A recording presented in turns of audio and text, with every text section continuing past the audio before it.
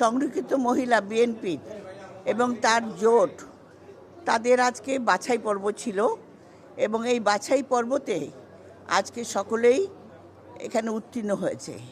কাজে আজকে একটা আমি বলবো আমাদের সকলের একটা আনন্দের দিন, কারণ দীর্ঘ 17 বছর পরে আমরা একটা পরিপূর্ণ সংসদ পেয়েছি, যে সংসদে আমরা থাকতে পেরে এবং আসতে পেরে নিজেদেরকে ধন্য মনে করছি।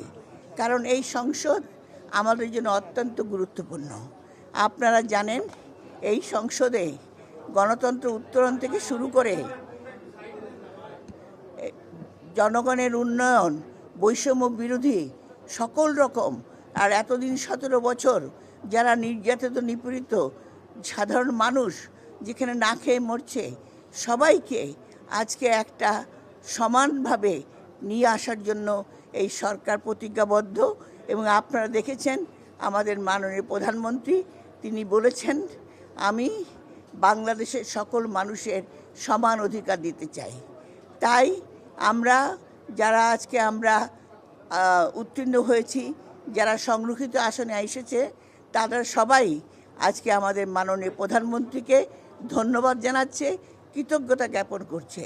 কারণ এই সংসদে যেন আমরা এখানে যারা এসেছে তারা সকলেই অভিজ্ঞ এবং তারা সকলেই দীর্ঘ সংগ্রামের আন্দোলনে তারা সংগ্রাম করেছে, তাই তারা আজকে এখানে আসতে পেরেছে।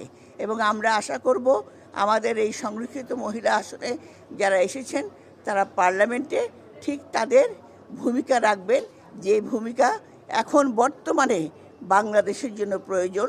জনগণের উত্তরণ থেকে শুরু করে উন্নয়ন থেকে শুরু করে বাংলাদেশের সমৃদ্ধ বাংলাদেশ হিসেবে গড়ে তোলার জন্য আজকে আমরা প্রতিজ্ঞাবদ্ধ।